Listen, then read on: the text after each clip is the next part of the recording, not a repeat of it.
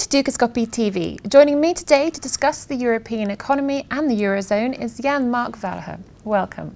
Hello. So, if we're talking about Draghi and ECB, he's pushing quantitative easing at the moment, but are the new rounds of loans likely to have a dent on the debt? Well, it's kind of tricky because the ECB, or in general the European Union, they waited too long to implement the stimulus package. They've done it by small steps as opposed to the American-style QE. And I think that the LTRO, the expectations are for a big take-up, but I think that somehow a little bit disappointing because the banks have nowhere to lend, and most of the companies or small businesses that want loans won't be able to get them because of all the restrictions and all the new rules about lending and capital requirements, etc. So the banks are in a difficult bind. They are undercapitalized, and they don't have, even if they have some of them have excess capital, they don't have the need or the want to go out and lend the money. So it's going to be a little tricky, and I think Draghi is now into a corner because he's been speaking and promising for a while, but at some point, you know, the market is going to take him up on his words. And right now, we've been disappointed last week about his words. He kind of backpedaled throughout the evening about the statements, but the fact of the matter is that he's pushing it back to another quarter now. Well, yeah, exactly. He does keep pushing back. I mean, they seem to be taking a wait-and-see attitude. Are there going to be any real changes anytime soon? Well, I think that he doesn't want to use all his ammunition at once. Although, so far, I guess, if you look at it that way, so far his words have been really good because it's been able to kind of recover the whole European.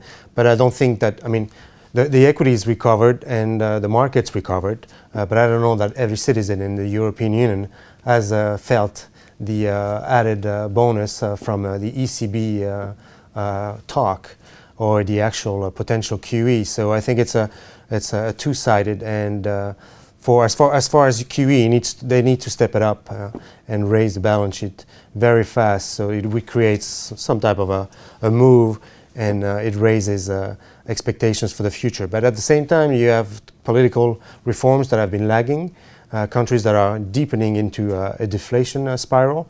And so the QE, like I said, is coming too little, too late.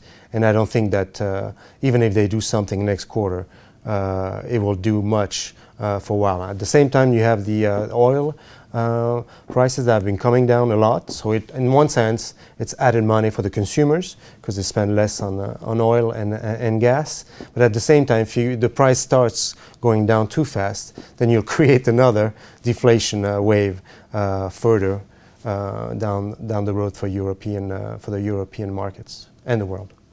So does this mean that we're likely to have another year of austerity? Oh, for sure. I mean, QE, like I said, is only going to benefit some of the banks that will be able to recapitalize their balance sheets. You'll have investors that will be able to play the QE power times 2 or 3 for the equity markets, but the general population, as long as the reforms are not done and the unemployment levels don't go down, they won't see the benefit for now. And you still have France and Italy, the main countries that do need to implement more reforms, and that's more hurt and austerity for the population. They both hover around the highest levels in unemployment. So I think for those countries, it's going to be tough. And I don't think that the growth prospects of Germany can get the whole European growth cycle moving again. So I guess we'll be taking our own wait-and-see attitude. Yeah, so I mean, yeah, I think they've waited too long. You have 27 countries. Of that, you have to convince to put in the process of a QE, and I think Draghi is getting a lot of opposition from his board and also from the member countries, where he's going 1 step forward, 2 steps back, and it's going to be difficult. All right. Well, thank you so much for coming Thank in you. today. So that's all we have time for today. As the Eurozone and the economy continues to be volatile, keep checking back here with Dukascopy TV. Goodbye.